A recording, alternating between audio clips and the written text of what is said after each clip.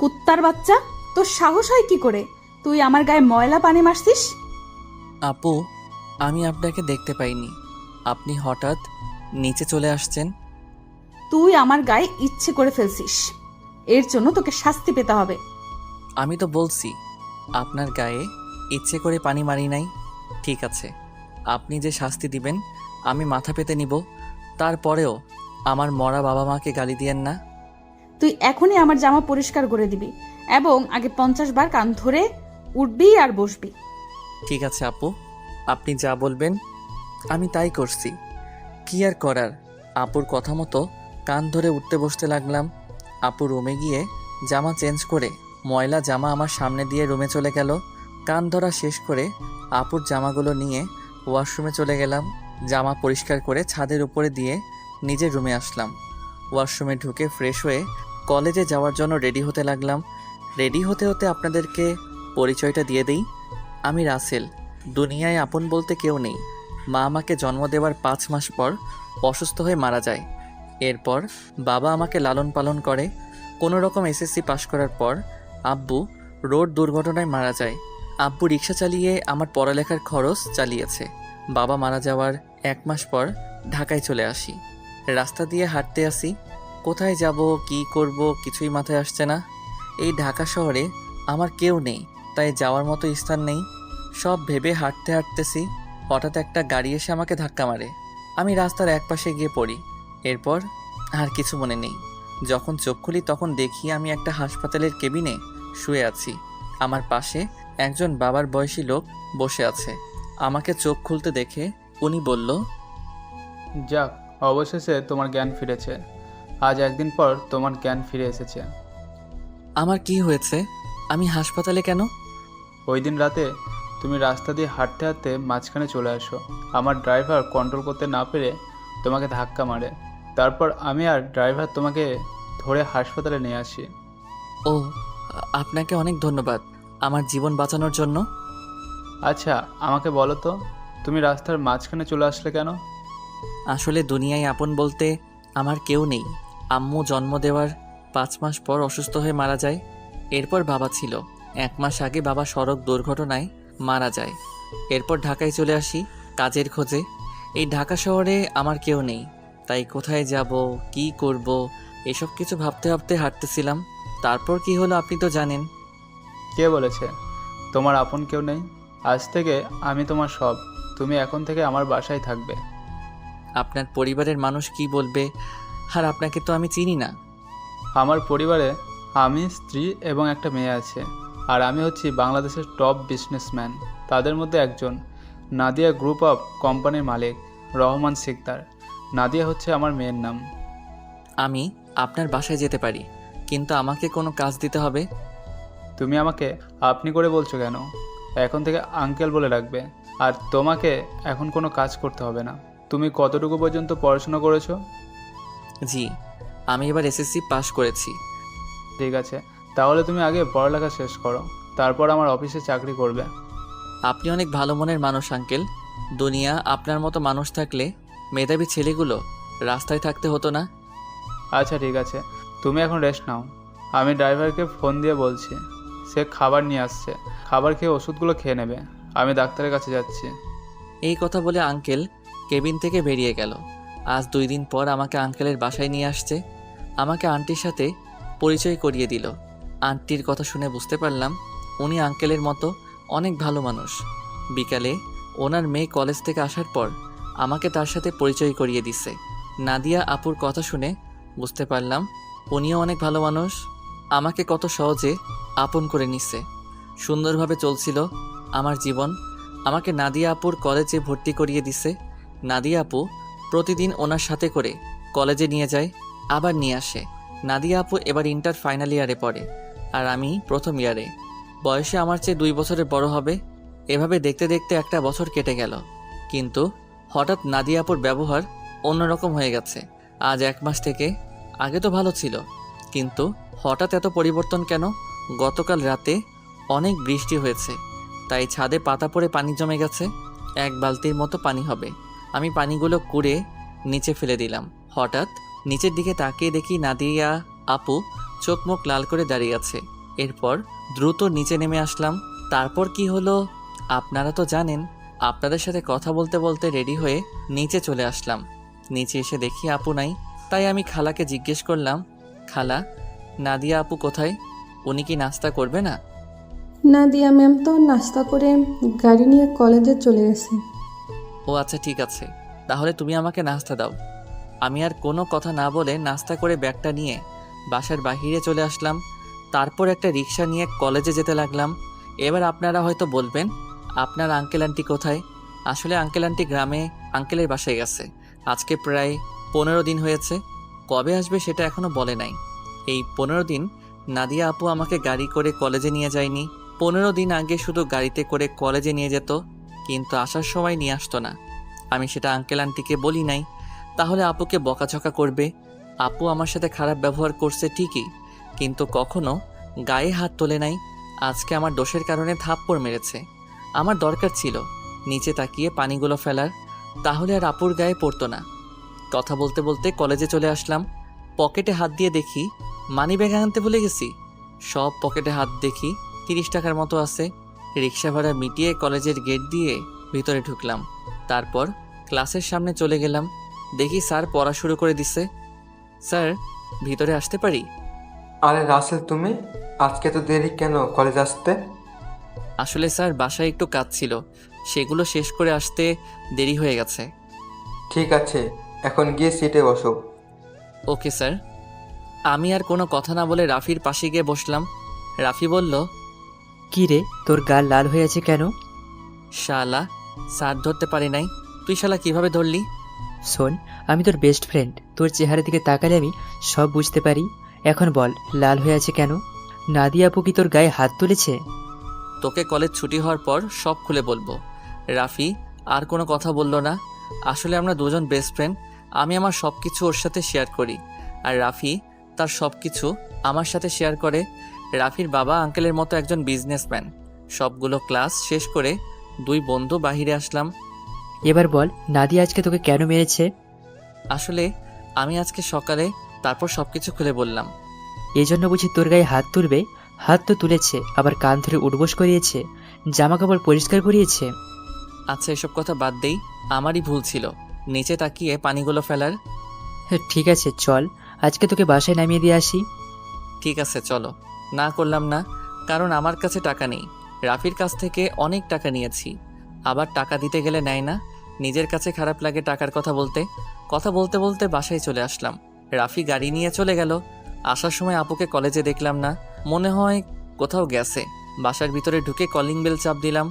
খালা এসে দরজা খুলে দিল। আমি খালাকে বললাম, খালা, নাদিয়া আপু কি বাসায় আছে? তুমি যাওয়ার 30 মিনিট পর বাসায় চলে এসেছি। এখনো রুমে আছি, দেখে মনে হচ্ছে মন খারাপ।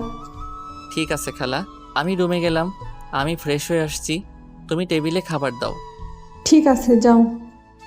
আমি রুমে এসে ব্যাগটা টেবিলের উপর রেখে ওয়াশরুমে চলে গেলাম। ফ্রেশ হয়ে একটা জামা গায়ে দিয়ে নিচে চলে আসলাম। দেখি নাদিয়া আপু আসে নাই। তাই আমি আপুর রুমের সামনে দাঁড়িয়ে বললাম, আপু দরজাটা খোলো। কেন, কি হয়েছে? খাবার খেতে আসো। সেই সকালে রুমে ঢুকে বসে আছো, কি হয়েছে তোমার? আমার কিছু হয়নি, তুই এখন যা, আমাকে একা থাকতে দে। আপু প্লিজ দরজাটা খোলো, তোমার সাথে আমার কিছু কথা আছে। নাদিয়া আপু আর কোনো কথা না বলে দরজা খুলে দিয়ে বিছানায় গিয়ে বসলো। আমাকে বলল, বল, কি কথা বলবি?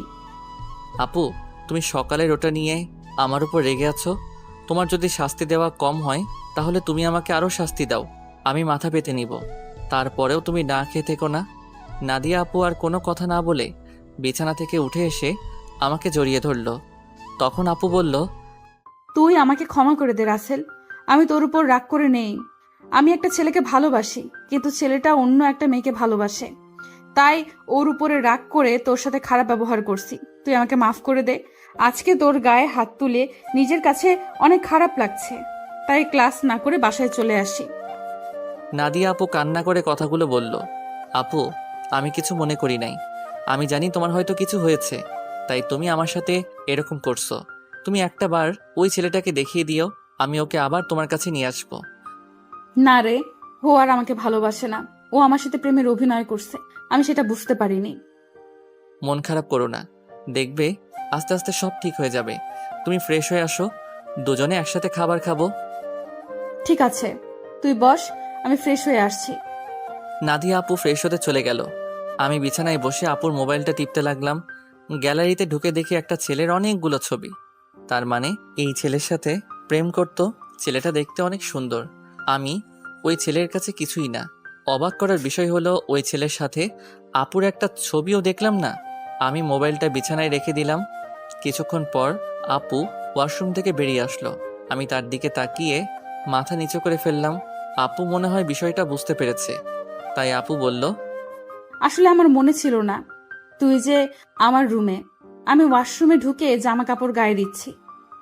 ওয়াশরুমে যেতে হবে না, আমি নিচে যাচ্ছি, তুমি জামা কাপড় গায়ে দিয়ে আসো। এই কথা বলে আমি আপুর রুম থেকে বেরিয়ে নিচে চলে আসলাম। কিছুক্ষণ পর আপু জামা গায়ে দিয়ে নিচে চলে আসলো।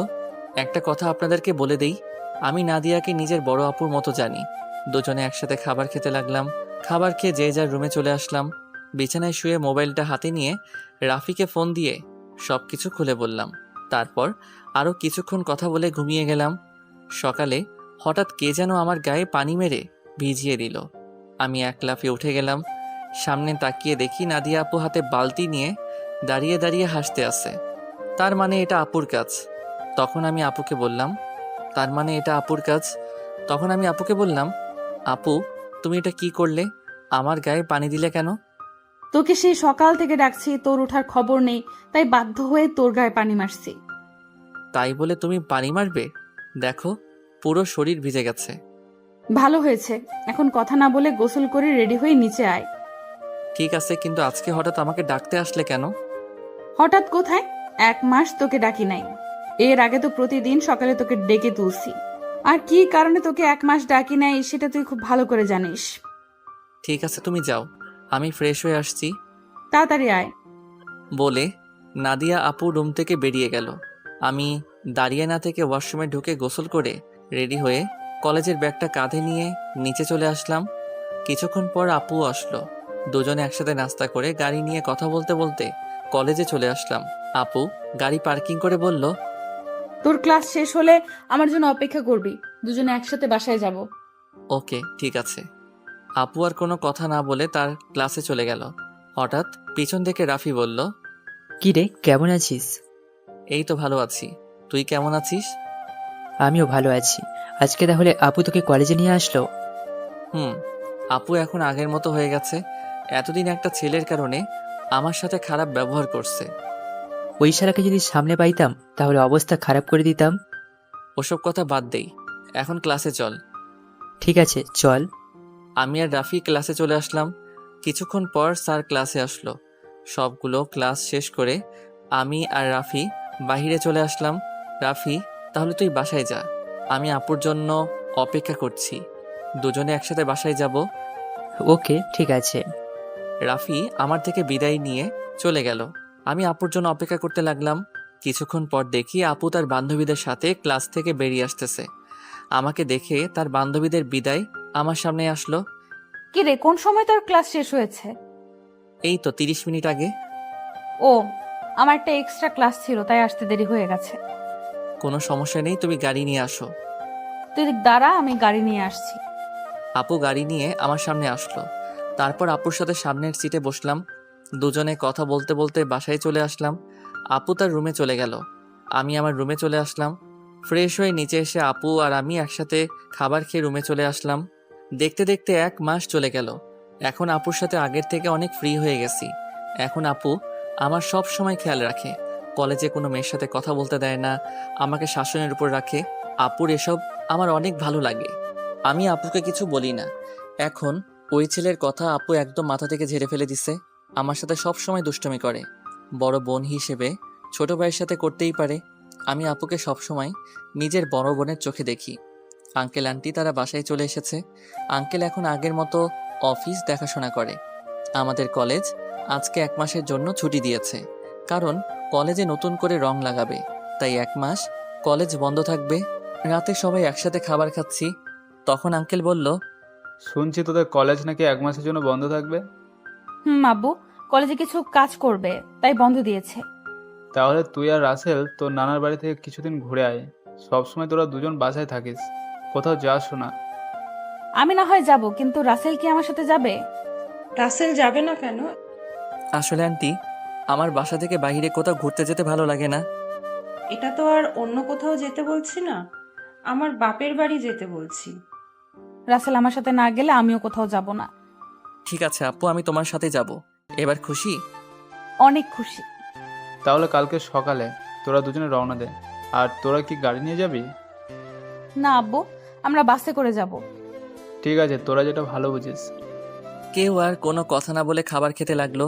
আমি খাবার খেয়ে রুমে চলে আসলাম। রুমে এসে জামা কাপড় গুছিয়ে রাখলাম। তারপর বিছানায় শুয়ে মোবাইল টিপতে টিপতে ঘুমিয়ে পড়লাম। পরের দিন সকালে আপু এসে আমাকে ডেকে তুললো। আমাকে রেডি হতে বলে তার রুমে চলে গেল। আমি ওয়াশরুমে ঢুকে ফ্রেশ হয়ে রেডি হয়ে জামা কাপড়ের ব্যাগটা নিয়ে নিচে চলে আসলাম। নাস্তার টেবিলে দেখি আঙ্কেল আন্টি বসে আছে। আমি একটা চেয়ার টেনে বসলাম। হঠাৎ সিঁড়ির উপরে চোখ পড়তেই আমি চমকে উঠলাম। আজকে আপুকে অনেক সুন্দর লাগছে। নীল রঙের একটা জামা গায়ে দিছে। আপুকে নীল রঙের জামায় অনেক সুন্দর লাগছে। আপু আমার সামনে এসে বলল, কিরে তুই এভাবে হ্যাবলার মতো আমার দিকে তাকিয়ে আছিস কেন? এই আপু, আমাকে হ্যাবলা বলবে না। আমি কিন্তু তোমার থেকে অনেক সুন্দর আছি। আর আজকে তোমাকে নীল রঙের জামায় অনেক সুন্দর লাগছে। বাবা, যেই না চেহারা আবার বলে আমার থেকে ওর চেহারা সুন্দর। যা, একটু তোমার রূপের প্রশংসা করলাম, এখন থেকে আর করবই না। তোমাকে পুরো পেতনির মতো লাগছে। কি বললি আমাকে পেতনির মতো লাগছে? প্রথমে প্রশংসা করলাম, কোনো দাম পেলাম না, তাই তোমাকে পেতনি বললাম। আজকে তোকে আমি মেরেই ফেলবো। তোরা কি শয়তানি করবি নাকি নাস্তা করে বেরিয়ে পড়বি? আব্বু তুমি দেখো না, রাসেল আমাকে পেতনি বলছে। ও তো ছোট, তাই তোর সাথে দুষ্টুমি করছে। এখন কথা না বলে নাস্তা করে বেরিয়ে পড়। নাদিয়া আপু আমার দিকে তাকিয়ে একটা ভেঙচি মেরে একটা চেয়ার টেনে বসে পড়ল। সবাই নাস্তা করতে লাগলাম। নাস্তা খাওয়া শেষ করে আঙ্কেল আন্টির কাছে বলে বাসা থেকে বেরিয়ে আসলাম। তারপর গাড়িতে করে বাস কাউন্টারে চলে আসলাম। ড্রাইভার আমাদের বাস কাউন্টারে নামিয়ে দিয়ে চলে গেল। আসার সময় আঙ্কেল আমার পকেটে কিছু টাকা ঢুকিয়ে দিল। তাই বাস কাউন্টারে গিয়ে টিকিটের জন্য টাকা বের করতে গিয়ে দেখি 15-20 হাজারের মতো হবে। আমি 2টা টিকিট নিলাম। তারপর টিকিট নিয়ে দুজনে বাসে উঠলাম। দুজনের একসাথে সিট। বাস 20 মিনিট পর ছেড়ে দিল। এই দেখছেন আমি কেমন মানুষ।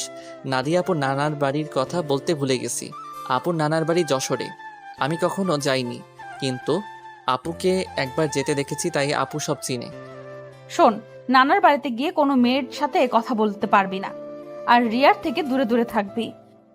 আমি কি আর কখনো তোমার নানার বাড়ি গেছি? আমি তো কাউকে চিনি না। আর এই রিয়াটাকে? রিয়া হচ্ছে আমার মামাতো বোন, ও তোর সেম ক্লাসে পড়ে।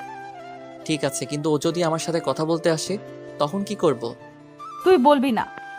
আমি যদি না কথা বলি তাহলে বলবে আমি বোবা, আর না হয় বলবে আমি বেশি ভাব দেখাই।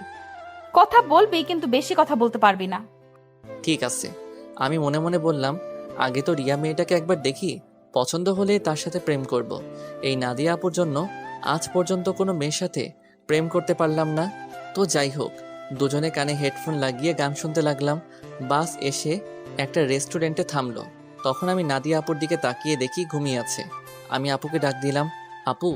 চোখ খুলে বলল, কিরে ডাকছিস কেন? আপু, বাস একটা রেস্টুরেন্টে থামছে, চলো দুজনে খাবার খেয়ে নেই। ঠিক আছে চল। নাদিয়া আপু আর আমি বাস থেকে নেমে রেস্টুরেন্টের ভিতরে ঢুকে গেলাম। আপু ওয়াশরুমে ঢুকে ফ্রেশ হয়ে আসলো। আমি অন্য একটা ওয়াশরুমে ঢুকে ফ্রেশ হয়ে আসলাম। দুজনে গিয়ে একটা টেবিলে গিয়ে বসলাম। আপু ওনার মতো করে অর্ডার করলো, আমি আমার মতো করে অর্ডার করলাম। কিছুক্ষণ পর ওয়েটার খাবার নিয়ে আসলো। দুজনে খাবার খেতে লাগলাম। খাবার খেয়ে দুজনে আবার বাসের ভিতরে চলে আসলাম। আবার আগের মতো বসে পড়লাম। বাস কিছুক্ষণ পর ছেড়ে দিল। বাস চলছে আপন গতিতে। আমরা দুজন আবার হেডফোন লাগিয়ে গান শুনতে লাগলাম। দেখতে দেখতে আমরা এখন যশোর চলে এসেছি। দুজনে বাস থেকে নেমে দেখি একটা গাড়ি আমাদের সামনে দাঁড়িয়ে আছে, আর গাড়ির সাথে একজন লোক দাঁড়িয়ে আছে। নাদিয়া মামা বলে তাকে জড়িয়ে ধরলো। আসলে আমি কখনো আপুর মামাকে দেখি নাই। ওর মামা ঢাকায় মনে হয় সহজে যায়নি, তাই চিনতে পারলাম না। আমি আর আপু পিছনের সিটে বসলাম। তখন আপুর মামা বলল, তাহলে এই হচ্ছে রাসেল? মামা, ও হচ্ছে রাসেল। তুমি তো বাহিরে ছিলে, তাই দেখো নাই। ও, তার মানে নাদিয়ার মামা বাহিরে ছিল। তখন নাদিয়ার মামা বলল, কেমন আছো রাসেল? পড়ালেখা কেমন চলছে? জি মামা, আমি অনেক ভালো আছি, আর পড়াশোনা ভালোই চলছে। ও তা কয়টা মেয়ের সাথে প্রেম করো? মামা, আপনি এটা কি বলছেন? আরে সমস্যা নেই, আমাকে তোমার বন্ধু ভেবে বলতে পারো। প্রেম মনে হয় আমি কখনো করতে পারবো না। একটা পেতনির কারণে সবসময় আমাকে মেয়েদের থেকে দূরে সরিয়ে রাখে। ও মা, তাই? সে মানুষটা কে? আমি আপুর দিকে তাকিয়ে দেখি আমার দিকে চোখ লাল করে তাকিয়ে আছে। ভয়ে আমার গলা শুকিয়ে গেল, তাই কথা ঘুরিয়ে বললাম, আসলে আমার কলেজের এক ছেলে বন্ধু। সে বলেছে আমাদের দুজনের মধ্যে কেউ কখনো প্রেম করব না, কোনো মেয়ের সাথে বন্ধুত্ব করব। এ কারণে আজ পর্যন্ত একটা প্রেম করতে পারলাম না। আমার কথা শুনে মামা হাসতে হাসতে শেষ। আপুর দিকে তাকিয়ে দেখি এবার মুচকি মুচকি হাসছে। যাক বাবা, এবার তাহলে বেঁচে গেছি, তা না হলে খাচ্ছনি আজকে আমার অবস্থা খারাপ করে ছাড়তো। কথা বলতে বলতে মামা একটা বাসার ভিতরে গাড়ি ঢুকিয়ে দিল। আমি আর আপু গাড়ি থেকে নামলাম। আপু দৌড়ে ভিতরে চলে গেল। আমি এক জায়গায় দাঁড়িয়ে আছি। মামা গাড়ি পার্কিং করে আমার সামনে এসে বলল, কি ব্যাপার রাসেল, তুমি এখানে দাঁড়িয়ে আছো কেন? ভিতরে যাও। আমি কেমন করে যাব? আমি তো কাউকে চিনি না। আপু তো আমাকে না নিয়ে দৌড় দিয়ে ভিতরে চলে গেল। ও এই ব্যাপার, ঠিক আছে, তুমি আমার সাথে আসো। এটা হচ্ছে আমাদের বাড়ি। আপনাদের বাড়িটা অনেক সুন্দর। এই বাড়িটা আব্বু বানিয়েছে, প্রায় 5 কোটি টাকা খরচ করে। বাহির থেকে যদি এত সুন্দর হয়, না জানি ভিতরে দেখতে কেমন।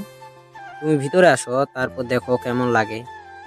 দুজনে কথা বলতে বলতে ভিতরে গেলাম। ভিতরে ঢুকে আমি তো আরো অবাক হয়ে গেলাম। পুরো বাড়িটা রাজপ্রাসাদের মতো। বাইরে থেকে ভেতরে কেমন লাগছে?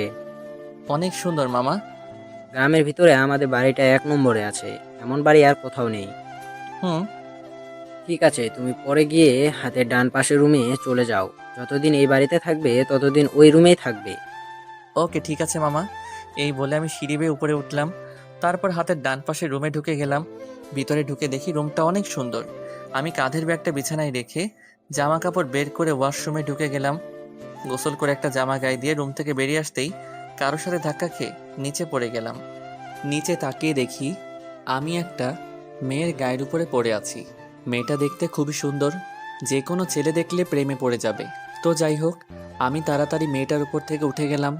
হাত বাড়িয়ে মেয়েটাকে দাঁড় করালাম। তখন আমি বললাম, সরি, বিশ্বাস করুন আমি আপনাকে দেখতে পাইনি। সমস্যা নেই, কিন্তু আপনাকে তো ঠিক চিনতে পারলাম না। আপনি কে, আর আমাদের বাড়িতে কি করেন? আমি রাসেল, নাদিয়া আপুর সাথে এসেছি। আমি নাদিয়া আপুদের বাসায় থাকি। ও, তার মানে আপনি রাসেল। ফুপাফুপির কাছে আপনার কথা শুনেছি। আমি রিয়া, নাদিয়া আপুর মামাতো বোন। ও, তার মানে আপু আসার সময় আপনার কথা বলছে? নাদিয়া আপু আপনাকে আমার ব্যাপারে কি বলেছে? তেমন কিছু না, বলছে আপনি নাকি আমার সেম ইয়ারে পড়েন। বাকিটা বললাম না, শুনলে রিয়া কষ্ট পাবে, তাই ওই কথা বললাম না। তখন রিয়া বলল, ও, তার মানে আপনি আর আমি সেম ইয়ারে পড়ি। তাহলে আমরা আপনি করে কেন বলছি? আমরা তুই এবং নাম ধরে ডাকতে পারি তো। ঠিক আছে, এখন থেকে তুই করে বলবো। এখন চলো নিচে যাই। আসার পর তোর আম্মুর সাথে কথা বলি নাই এবং তোর দাদা দাদির সাথে দেখা করি নাই। ঠিক আছে, চল। আমি আর রিয়া দুজনে নিচে চলে আসলাম।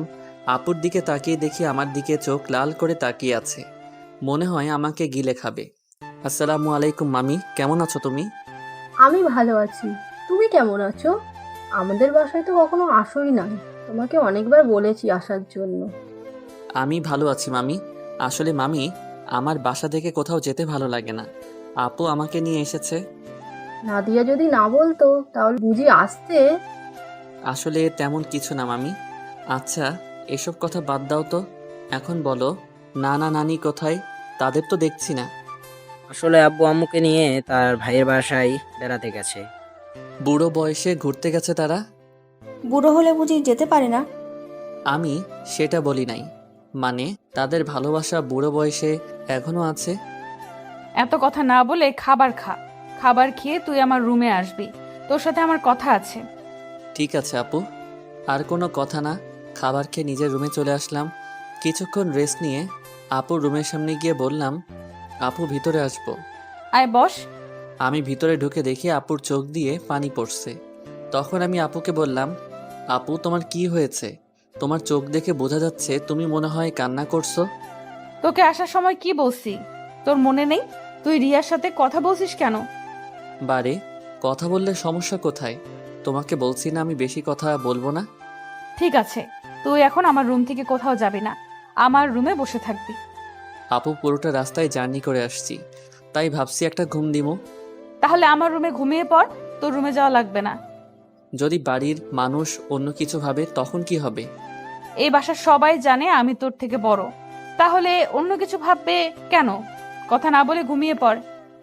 আমি আর কোনো কথা না বলে আপুর বিছানায় ঘুমিয়ে পড়লাম। আমার ঘুম আসার পর আপু আমার দিকে তাকিয়ে আছে আর মনে মনে বলে, রাসেল, তুই কি আমার মুখের কথা বুঝতে পারিস না? আমি তোর এত খেয়াল কেন রাখি? তোকে কেন মেয়ের সাথে কথা বলতে দেই না? কেন? কারণ আমি তোকে অনেক ভালোবাসি। তোকে যদি আমার জীবনে না পাই তাহলে আমার এই জীবন শেষ করে দিব। আমি তোকে অন্য মেয়ের সাথে সহ্য করতে পারবো না। এই কথা বলে আপু আমার কপালে এবং গালে 4-5টা চুমু খেলো। তারপর রুম থেকে বেরিয়ে রিয়ার রুমে গেল। রিয়া বিছানায় শুয়ে কি যেন ভাবছে। তখন আপু রিয়ার পাশে বসে বলল, কিরে রিয়া, তোকে দেখে বোঝা যাচ্ছে তুই কিছু একটা নিয়ে চিন্তায় আছিস। আসলে আপু তেমন কিছু না। এখন বলো, হঠাৎ আমার রুমে? কেন, তোর রুমে কি আসা যাবে না? আরে আমি ওইভাবে বলি নাই। আচ্ছা ওটা বাদ দাও, তোমাকে একটা কথা বলি, রাসেল কি কোনো মেয়ের সাথে প্রেম করে? কেন, আমার জানা মতে রাসেল কোনো মেয়ের সাথে প্রেম করে না। তা এটা কেন জিজ্ঞেস করলি? না আপু, এমনি জিজ্ঞেস করলাম। তা আপু, তোমার পড়াশোনা কেমন চলছে? আমার তো ভালোই চলছে, তোর কেমন চলছে? আমারও ভালোই চলছে। ঠিক আছে তুই থাক, আমি রুমে গেলাম। এ কথা বলে আপু নিজের রুমে চলে আসলো। আর এদিকে রিয়া ভাবছে, তাহলে আমার লাইন ক্লিয়ার, আমি রাসেলকে আমার করে নিব। আমি ওকে প্রথম দেখায় ভালোবেসে ফেলেছি। আমাকে যে করেই হোক রাসেলের মন জয় করতে হবে। কিন্তু আমি ওর মন জয় করব কেমন করে? তখন রিয়া ভাবতে লাগলো। হঠাৎ তার মাথায় একটা বুদ্ধি আসে। আমাকে তার সাথে প্রতিদিন কলেজে নিয়ে যাবে। তারপর আস্তে আস্তে রাসেলকে রিয়ার প্রতি দুর্বল করবে। বিকালে ঘুম থেকে উঠে দেখি আপু আমার পাশে শুয়ে আছে, যেন একটা পিচ্চি মেয়ে আমার পাশে শুয়ে আছে। আমি আপুর দিকে তাকিয়ে বিছানা থেকে নামতেই আপুর ঘুম ভেঙে গেল। কি ব্যাপার আপু, তুমি উঠলে কেন? ঘুম ভেঙে গেছে তাই উঠে গেলাম। তুই ফ্রেশ হয়ে আয়, দুজনে মিলে গ্রামটা ঘুরে দেখবো। ঠিক আছে, আমি রুমে গিয়ে ফ্রেশ হয়ে আসছি। এইটা বলে আপুর রুম থেকে বেরিয়ে নিজের রুমে চলে আসলাম। ওয়াশরুমে ঢুকে ফ্রেশ হয়ে একটা জামা গায়ে দিয়ে নিচে নেমে আসলাম। নিচে এসে দেখি রিয়া সোফায় বসে টিভি দেখছে। আমাকে দেখে সামনে এসে বলল, কি রে, তুই কি কোথাও যাবি? আপু আর আমি তোদের গ্রামটা ঘুরে দেখব। আপু ফ্রেশ হয়ে আসছে। ঠিক আছে, তোরা আমার জন্য কিছুক্ষণ অপেক্ষা কর, আমিও তোদের সাথে যাব। এটা বলে রিয়া দৌড় দিয়ে তার রুমে চলে গেল। কিছুক্ষণ পর আপু বেরিয়ে আসলো। আপুকে দেখতে অনেক সুন্দর লাগছে। আপু আমার সামনে এসে বলল, রাসেল আমি রেডি, এবার চল। একটু দাঁড়াও, রিয়া বলেছে সেও আমাদের সাথে যাবে, আমাদের অপেক্ষা করতে বলছে। আপু রিয়ার কথা শুনে মুখটা বেজার করে ফেলল। আমি বুঝতে পারছি, কিন্তু আমি তো আর রিয়াকে মানা করতে পারবো না। কিছুক্ষণ পর রিয়াও বেরিয়ে আসলো। রিয়াকেও অনেক সুন্দর লাগছে, হালকা মেকআপ করছে, তাতেই অনেক সুন্দর লাগছে রিয়াকে। তারপর আমরা 3 জন বাসা থেকে বেরিয়ে গ্রামের ভিতরে দিয়ে হাঁটতে লাগলাম। গ্রামের দৃশ্য দেখতে অনেক সুন্দর, মন চায় সারাদিন সবুজ শ্যামল এই গ্রামটা ঘুরে দেখতে। কি সুন্দর বাতাস বয়ে যাচ্ছে, বাতাসে আপু এবং রিয়ার চুল উঠছে। তাদের দিকে তাকিয়ে দেখি ওরা দুজন আমার দিকে তাকিয়ে আছে। আমি তো কিছুই বুঝতে পারলাম না। ঘুরতে ঘুরতে রাত 8টা বেজে গেল। আসলে আমরা রিয়াদের বাজারে আসছি, এখানে ফুচকা আইসক্রিম খেয়েছি। আপু বেশি খাইনি, চেহারাটা কেমন করে যেন রেখেছে। মনে হয় রিয়াকে সাথে করে আনার জন্য মন খারাপ করে ফেলছে। তো যাই হোক, 3 জনে হাঁটতে হাঁটতে বাসায় চলে আসলাম। যে যার রুমে চলে আসলাম। আমি ওয়াশরুমে ঢুকে ফ্রেশ হয়ে নিচে চলে আসলাম। সবার সাথে খাবার খেতে লাগলাম। আপু খাবার খাচ্ছে না। হঠাৎ হাত ধুয়ে রুমে চলে গেল। আমি হালকা কয়েকটা খাবার খেয়ে আপুর রুমে চলে আসলাম। রুমে এসে দেখি আপু বিছানায় শুয়ে আছে। আমি আপুর সামনে গিয়ে বললাম, আপু, আমি রিয়াকে আমাদের সাথে যেতে বলি নাই, সে নিজে এসেছে আমাদের সাথে। আপু কোনো কথা বলছে না, আবার অন্যদিকে মুখ ঘুরিয়ে নিল। এবার আমি আপুকে আমার দিকে ঘুরিয়ে বললাম, আপু, তুমি কি আমার উপর রেগে আছো? প্লিজ, তুমি এভাবে মন খারাপ করে থাকলে আমার কাছে একটু ভালো লাগে না। হঠাৎ আপু আমার সাথে এমন কিছু করবে সেটা আমি কখনো ভাবতে পারিনি। হঠাৎ আপু আমার সাথে এমন কিছু করবে সেটা আমি কখনো ভাবতে পারিনি। আপু আমাকে জড়িয়ে ধরে ঠোঁটের সাথে ঠোঁট লাগিয়ে পাগলের মতো কিস করতে লাগলো। আমি ছাড়ার চেষ্টা করছি, কিন্তু আপু আমাকে শক্ত করে ধরে আছে। প্রায় 5 মিনিট পর ছেড়ে দিয়ে কান্না করতে করতে বলল, তুই আমার রুমে কেন এসেছিস? তুই কি কিছু বুঝিস না আমি কেন তোকে অন্য মেয়ের সাথে কথা বলতে দিই না? তোকে সব সময় চোখে চোখে রাখি, তোর এত কেয়ার করি, কারণ আমি তোকে ভালোবাসি। আমি তোকে অন্য মেয়ের সাথে কথা বলতে দেখলে সহ্য করতে পারি না। আমি তোকে অনেক ভালোবাসি রাসেল। আমি তো আপুর কথা শুনে অবাক হয়ে গেলাম। আপু এটা কি বলছে? তখন আমি আপুকে বললাম, আপু তোমার মাথা কি ঠিক আছে? তুমি এটা কি বলছো? আমি তোমাকে বড় বোনের মতো সম্মান করি। আমি মনে করছি তুমি আমাকে ছোট ভাই হিসেবে এত কেয়ার এবং খেয়াল রাখো। না, আমি তোকে ভালোবাসি বলে এত কেয়ার এবং খেয়াল রাখি। প্লিজ রাসেল, তুই আমাকে ফিরিয়ে দিস না। আপু এটা কখনো সম্ভব নয়। তুমি আমার 2 বছরের বড়। এটা পরিবারের এবং আঙ্কেল আন্টি কখনো মেনে নিবে না। সমাজের মানুষ নানান ধরনের কথা বলবে। আমি পারবো না তোমাকে ভালোবাসতে। তুই যদি আমাকে ভালো না বাসিস তাহলে আমি নিজেকে শেষ করে দিব। আমি তোকে ছাড়া বড় অসহায়। আমি তোকে ছাড়া থাকতে পারবো না। এই তোমাদের মতো মেয়েদের বাংলা সিনেমার মতো একটা ডায়লগ আছে, কাউকে নিজের করে না পেলে আত্মহত্যা করবে, হাত কেটে ফেলবে, ছাদ থেকে লাফ দিবে, এমনকি বিষ খাবে। এগুলো ছাড়া আর কি তোমরা কিছু করতে পারো না?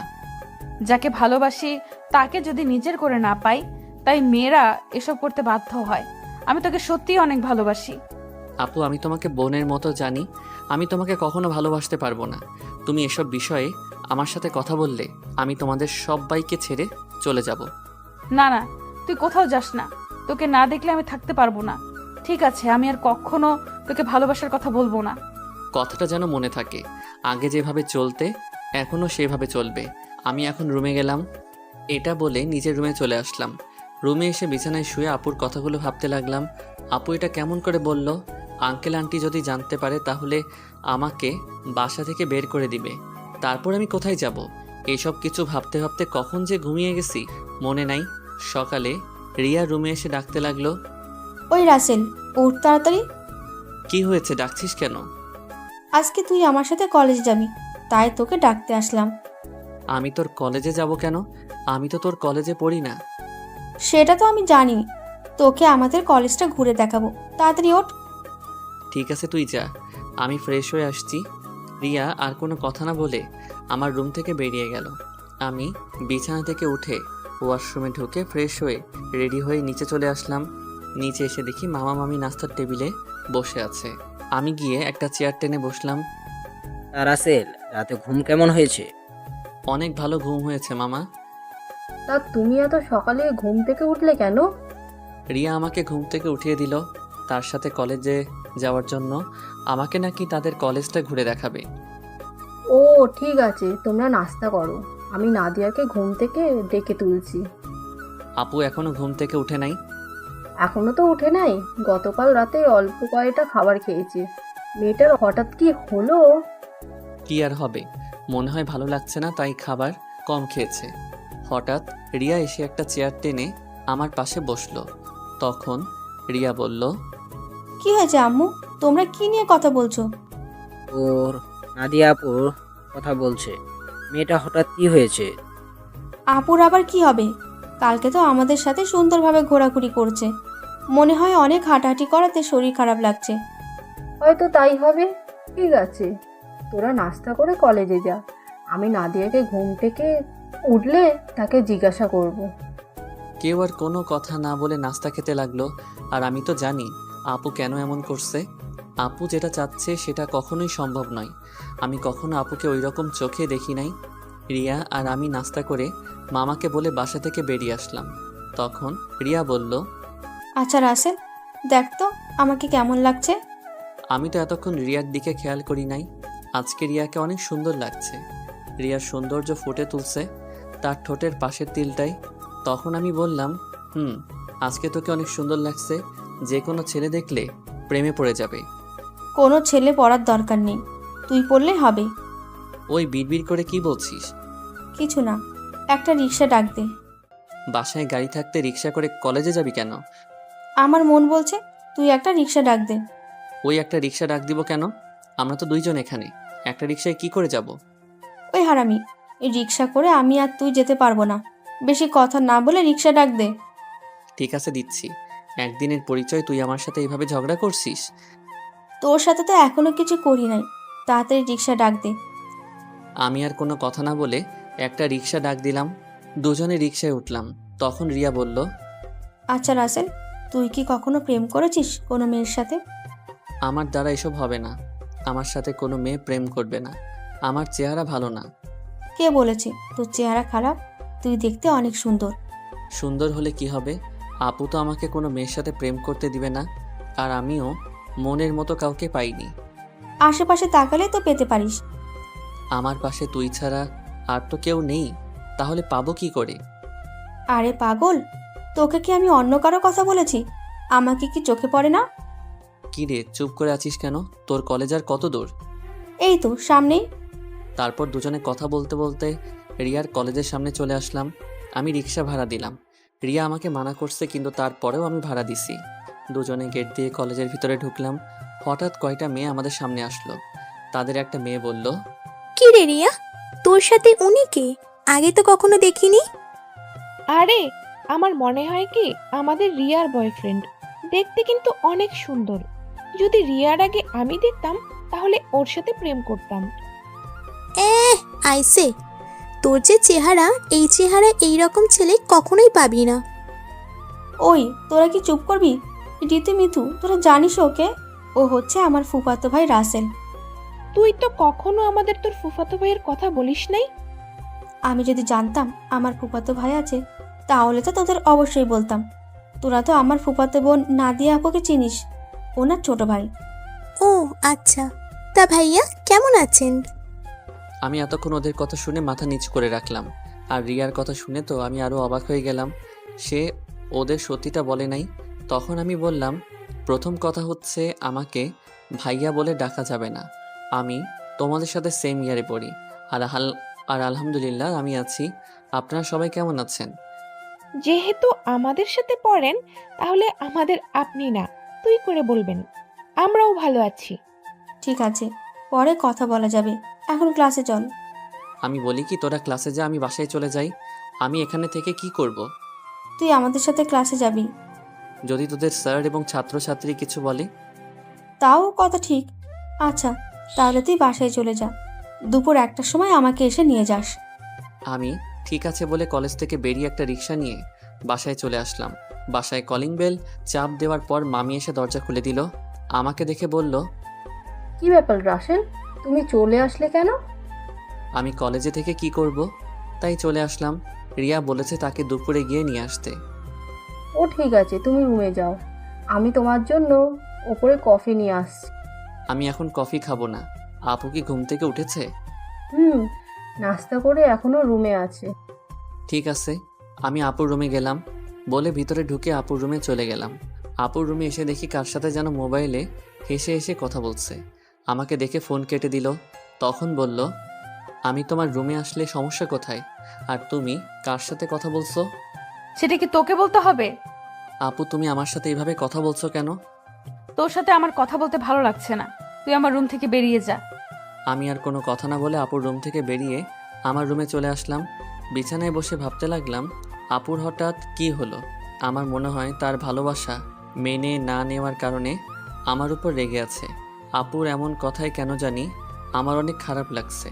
পরে ভাবলাম, রাগ করলে করুক, কিছুদিন পর এমনি ঠিক হয়ে যাবে। আর কিছু না ভেবে একটা ঘুম দিলাম।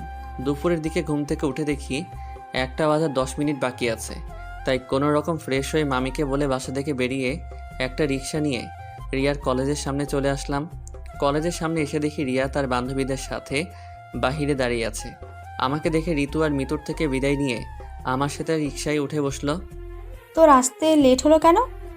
আসলে কলেজ থেকে গিয়ে ঘুমিয়ে পড়ছি, উঠতে একটু দেরি হয়ে গেছে, তাই আসতে একটু দেরি হয়েছে। ও, তারপর দুজনে কথা বলতে বলতে বাসায় চলে আসলাম। এবার রিয়া আমাকে রিক্সা ভাড়া দিতে দিল না। রিয়া এবার রিক্সা ভাড়া দিল। তারপর দুজনে বাসার ভিতরে ঢুকে যে যার রুমে চলে গেলাম। দেখতে দেখতে 10টা দিন চলে গেল। রিয়া আর তার বান্ধবীদের সাথে ভালো বন্ধুত্ব হয়েছে, কিন্তু আপু আমার সাথে ঠিকভাবে কথা বলে না। সব সময় কার সাথে যেন ফোনে হেসে হেসে কথা বলে। আপুর এড়িয়ে চলা আমার অনেক খারাপ লাগে। এখন কেন জানি আপু ফোনে কারোর সাথে হেসে হেসে কথা বললে আমার কেমন জানি লাগে। রাতে সবাই মিলে খাবার খেতে লাগলাম। তখন নাদিয়া আপু বলল, মামা মামি, আমি কালকে ঢাকায় ফিরে যাব। আমার জরুরি কাজ আছে। তুই যাবি মানে? তাহলে রাসেল কি করবে? ও যাবে কিনা সেটা বলতে পারবে। রাসেল, তুমি কি কিছু বলবে? নাদিয়ার সাথে তুমি যাবে না কি? তুমি আরও কিছুদিন থাকবে? না মামা মামি, আমিও আপুর সাথে কালকে চলে যাব। আমি থেকে কি করব? তাহলে ঠিক আছে, গাড়ি নিয়ে যাবি নাকি বাসে করে যাবি? না মামা, আমরা বাসে করে যাব। তুমি ড্রাইভারকে বলে দিও আমাদের বাস কাউন্টারে নামিয়ে দিয়ে আসতে। মামা ঠিক আছে বলে খাবার খেতে লাগলো। রিয়ার দিকে তাকিয়ে দেখি মন খারাপ করে হাতে পানি ঢেলে রুমে চলে গেল। সেটা আমি বলবো কেমন করে? তুমি গিয়ে তোমার মেয়েকে জিজ্ঞাসা করো। ঠিক আছে, ওর সাথে আমি পরে কথা বলবো, এখন খাবার খাও। সবাই খাবার খেতে লাগলো। আমি খাবার খেয়ে রুমে চলে আসলাম। রুমে এসে দেখি টেবিলের ওপর একটা কাগজ, লেখা আছে, রাসেল তুই একটু ছাদে আয়, আমি রিয়া, তোর সাথে কিছু কথা আছে। রিয়া হঠাৎ আমাকে ছাদে যেতে বলল কেন? আমি আর কোনো কিছু না ভেবে রুম থেকে বেরিয়ে ছাদে চলে গেলাম। ছাদে গিয়ে দেখি রিয়া ছাদের একটা কোথায় অন্যদিকে তাকিয়ে আছে। আমি রিয়ার সামনে গেলাম, তারপর রিয়াকে বললাম, বল আমাকে ছাদে আসতে বললি কেন? রিয়া আমার দিকে ঘুরে তাকালো। রিয়ার চোখ দেখি লাল হয়ে আছে, মনে হয় কান্না করছে। রিয়া বলল, রাসেল, আমি তোকে কিছু কথা বলতে চাই, প্লিজ তুই না করিস না। কি কথা আগে সেটা বল। তারপর রিয়া আমাকে যে কথা বলল, সে কথা কখনো আমি রিয়ার থেকে আশা করি নাই। রিয়া এ কথা কিভাবে বলতে পারলো? রাসেল, আমি তোকে প্রথম যেদিন আমাদের বাসায় দেখি, তোর সাথে ধাক্কা খাই, সেদিন থেকে আমি তোকে ভালোবেসে ফেলেছি। আমি মনে করছি আরও কিছুদিন পর তোকে ভালোবাসার কথা বলবো, কিন্তু যখন শুনেছি তুই কালকে ঢাকায় ফিরে যাবি, তখন আমার মনটা অনেক খারাপ হয়ে যায়। আমি আর থাকতে পারলাম না, তাই তোকে ছাদে ডেকে ভালোবাসার কথা বললাম। সত্যি রাসেল, আমি তোকে অনেক ভালোবাসি।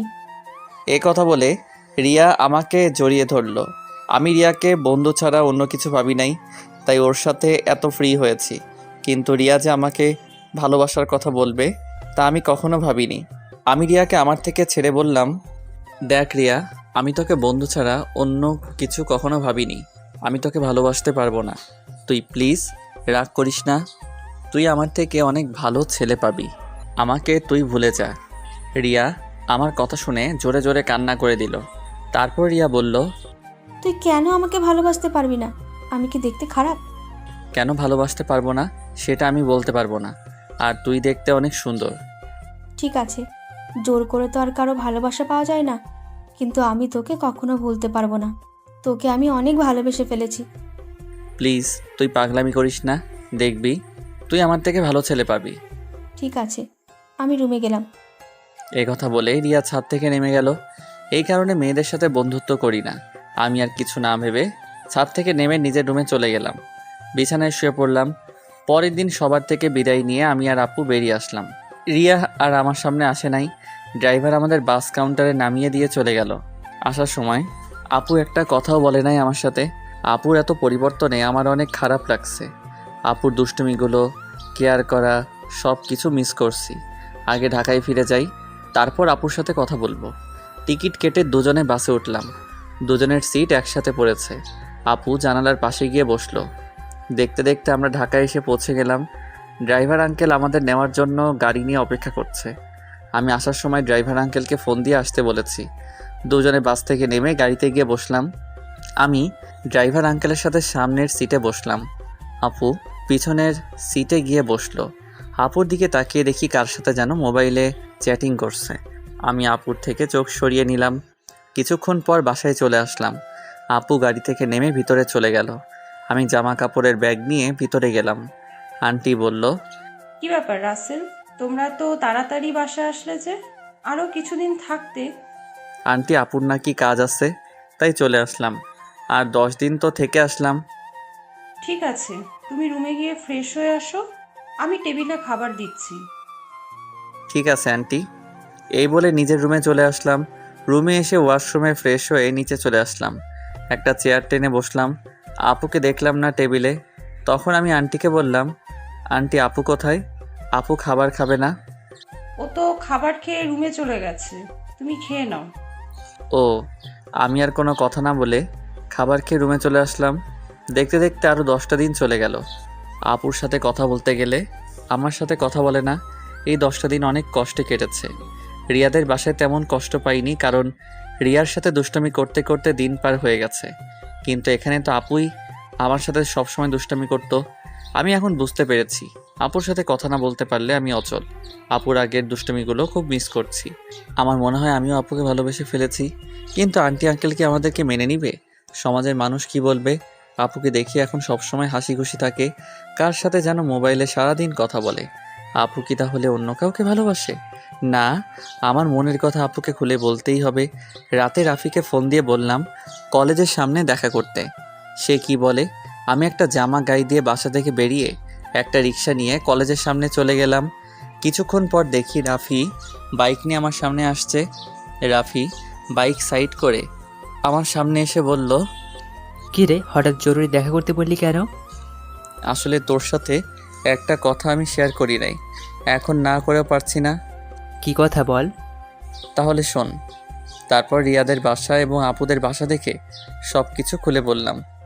এখন তুই বল, আমি কি করব? আঙ্কেল আন্টি যদি জানতে পারে তাহলে তো আমাকে বাসা থেকে বের করে দিবে। তখন আমি কোথায় যাব? তোর এই বন্ধু থাকতে তোর কোনো সমস্যা নেই। তুই আপুকে তোর মনের কথা খুলে বল, পরেরটা পরে দেখা যাবে। আপু কি এখন আমাকে ভালোবাসবে? আমি তো তার মনে কষ্ট দিছি। হয়তো কিছুদিন তোর সাথে অভিমান করে থাকবে, তারপর এমনি অ্যাকসেপ্ট করে নেবে। আমার মনে হয় আপু অন্য কোনো ছেলেকে ভালোবাসে। সারাদিন দেখি কার সাথে যেন মোবাইলে হেসে হেসে কথা বলে। আগে তুই আপুকে মনের কথা খুলে বল, তারপর দেখ আপু কি বলে। যদি রাজি না হয় তারপরেও তুই আপুর পেছনে লেগে থাকবি। তোকে যদি সত্যি ভালোবেসে তাহলে দেখবি তোর সাথে বেশি দিন অভিমান করে থাকতে পারবে না। তুই আপুর সব অত্যাচার সহ্য করে নিবি। ঠিক আছে, আজকে আমি আপুকে মনের কথা খুলে বলবো। আমি আর থাকতে পারছি না। এই 10টা দিন আমি অনেক কষ্ট পেয়েছি। ওকে চল, তোকে বাসায় নামিয়ে দিই। ঠিক আছে চল। আমি রাফির বাইকে করে বাসায় চলে আসলাম। রাফি আমাকে নামিয়ে দিয়ে চলে গেল। বাসার ভিতরে ঢুকে দেখি একটা গাড়ি, কিন্তু গাড়িটা তো আঙ্কেলের না। তাহলে বাসায় কারা এসেছে? আমি দরজার সামনে দাঁড়িয়ে কলিং বেলে চাপ দিলাম। খালা এসে দরজা খুলে দিল। আমি ভিতরে ঢুকে দেখি আপু শাড়ি পরে মেহমানদের সামনে বসে আছে। আবার একটা ছেলে দেখি তাদের সাথে আছে। আঙ্কেল দেখি বাসায়। সবাইকে অনেক খুশি খুশি লাগছে। আমাকে দেখে আঙ্কেল বলল, রাসেল, তুমি সকালে কোথায় গিয়েছিলে? আসলে আঙ্কেল রাফির সাথে ছিলাম। ও, তা দাঁড়িয়ে আছো কেন? বসো। দেখো, নাদিয়াকে ওরা দেখতে এসেছে। তাদের নাদিয়াকে পছন্দ হয়েছে। এখন বিয়ের দিন তারিখ ঠিক করব। নাদিয়া আপুর বিয়ের কথা শুনে আমার পায়ের নিচের মাটি সরে গেল। এখনই সবার সামনে বলতে ইচ্ছে করছে, নাদিয়া আপু তুমি বিয়েটা করো না। আমি তোমাকে ছাড়া থাকতে পারবো না। আমি তোমাকে অনেক ভালোবেসে ফেলেছি, কিন্তু সেটা আর বলতে পারছি না। তাদের দেখে বোঝা যাচ্ছে তারা এই বিয়েতে অনেক খুশি। সবচেয়ে বড় কথা হলো আপুকেও দেখে অনেক খুশি। তাদের এই খুশির মাঝে আমার ভালোবাসার কথা বলতে পারবো না। আমি চাই না আমার কারণে তাদের খুশি নষ্ট হয়ে যাক। আর ছেলেটা দেখতে অনেক সুন্দর, আপুর সাথে ভালো মানাবে। আমি নিজের কষ্ট চেপে রেখে তখন আমি বললাম, তাহলে তো অনেক ভালো, তোমরা যেটা ভালো মনে করো। তোর কি ছেলেকে পছন্দ হয়েছে? ওনাকে পছন্দ না হওয়ার কি আছে? দেখতে অনেক সুন্দর, আপুর সাথে ভালো মানাবে। তাহলে আমরা বিয়ের দিন তারিখ ঠিক করতে পারি। তারপর তারা বিয়ের দিন তারিখ ঠিক করলো। আগামী শুক্রবার আপুর বিয়ে। আমি আর তাদের মধ্যে না থেকে নিজের রুমে চলে আসলাম। দরজা আটকে দিয়ে অনেক কান্না করতে লাগলাম। জীবনে কোনো মেয়েকে ভালোবাসি নাই, এই প্রথম একজনকে ভালোবাসলাম, কিন্তু তাকে আর বলতে পারলাম না। বলার আগেই তার বিয়ে ঠিক হয়ে গেল। হঠাৎ আমার মোবাইলটা বেজে উঠল। দেখি রিয়া ফোন দিছে। আজকে এতদিন পরে রিয়া আজকে ফোন দিছে। চোখের পানি মুছে ফোনটা রিসিভ করলাম। কি রে, কেমন আছিস? আছি কোনো রকম। তুই কেমন আছিস? আমি আলহামদুলিল্লাহ ভালো আছি। মামা মামি তারা কেমন আছে? সবাই ভালো আছে, কিন্তু তোর কথা কেমন জানি লাগছে। কি হয়েছে তোর? আমার তো কিছুই হয়নি। তুই মনে হয় আমার কাছে কিছু লুকোচ্ছিস। বল কি হয়েছে তোর? বলতে পারি, কিন্তু তুই আমাকে কথা দিতে হবে তুই কাউকে কিছু বলবি না। ঠিক আছে, বলবো না। এবার বল। তাহলে শোন। না রে, তারা শুনলে অনেক কষ্ট পাবে। তারা এই বিয়েতে অনেক খুশি। তাহলে তুই কষ্ট পাচ্ছিস কেন? আমি কষ্ট পেলে কিছু হবে না। আমি চাই না আমার কারণে তাদের আশা ভরসা সব নষ্ট হয়ে যাক। তুই কি পারবি আপুকে ভুলে থাকতে? আমাকে ভুলে থাকার চেষ্টা করতে হবে। এই বিয়েতে আপুও রাজি আছে। তাহলে আপু যখন তোকে ভালোবাসার কথা বলেছে তখন রাজি হোস নাই কেন? তখন তো আমি আপুকে ওই চোখে দেখি নাই, আমার বড় বোনের মতো দেখেছি। আর আঙ্কেল আন্টি এবং সমাজের কথা চিন্তা করে আপুকে মানা করে দেই। তখন যদি রাজি হতি তাহলে আজকে আর কষ্ট পেতে হতো না। এখন তুই কি করবি? এখন আমি আপুকে ভুলে থাকার চেষ্টা করব। আপুর বিয়ে হয়ে গেলে আঙ্কেল আন্টি একা হয়ে যাবে, তাই আমি চাই বাকিটা জীবন তাদের সাথে পার করে দিতে। ঠিক আছে, তাহলে ভালো থাকিস। আর যা কিছু করিস চিন্তা ভাবনা করে করিস। বাই। এটা বলে রিয়া ফোন কেটে দিল।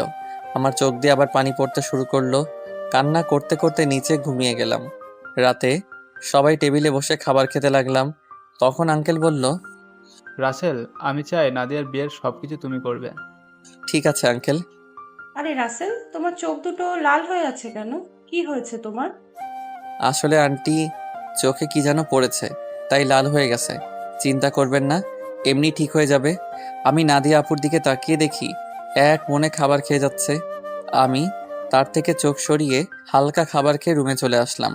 রুমে এসে দেখি মোবাইলটা বাজতে আছে। হাতে নিয়ে দেখি রাফি ফোন দিছে। আমি রিসিভ করার পর রাফি বলল, কি রে, কেমন আছিস? আপুকে কি ভালোবাসার কথা বলেছিস? আমি ভালো আছি, আর আপুকে ভালোবাসার কথা বলতে পারি নাই। কেন, কি হয়েছে? আপুর বিয়ে ঠিক হয়ে গেছে, তাই আর আমার মনের কথা খুলে বলতে পারি নাই। কি বলছিস তুই? কোথায় বিয়ে ঠিক হয়েছে? ছেলের বাড়ি কোথায় সেটা বলতে পারবো না। ছেলেটা দেখতে অনেক সুন্দর। তুই আমাকে বাসার সামনে নামিয়ে দিয়ে যাওয়ার পর তারপর সব খুলে বললাম। এটা তুই কি বলছিস? তুই কি পারবি আপুকে ভুলে থাকতে? তুই একবার আঙ্কেল আন্টিকে কথাটা খুলে বল, আর না হয় আপুকে বল। না রে, আমি চাই না আমার কথা শুনে তারা কষ্ট পাক। এই বিয়েতে তারা সবাই খুশি আছে, আর নাদিয়া আপু রাজি আছে। আঙ্কেল আন্টির কথা চিন্তা করে নিজেকে কষ্ট দিবি? তুই কি থাকতে পারবি? শোন, আঙ্কেল আমাকে রাস্তা থেকে তুলে এনে তাদের বাসায় ঠাঁই দিয়েছে। তাদের মতো একটা পরিবার পেয়েছি। আমার মতো এতিম ছেলেকে নিজের ছেলের মতো দেখেছে। তাহলে আমি কথা বলি কেমন করে? আর নাদিয়া আপুকে আমি ভুলে যাব? কিছুদিন গেলে সব কিছু ঠিক হয়ে যাবে। তুই মানুষ না রে, তুই একটা ফেরেশতা। তোর মতো বন্ধু পাওয়া ভাগ্যের ব্যাপার। ঠিক আছে, ভালো থাকিস। কালকে থেকে বিয়ের সব কিছু আমাকে করতে হবে, আজকে আঙ্কেল বলেছে। ওকে, ভালো থাকিস, আল্লাহ হাফেজ। এটা বলে রাফি ফোন কেটে দিল।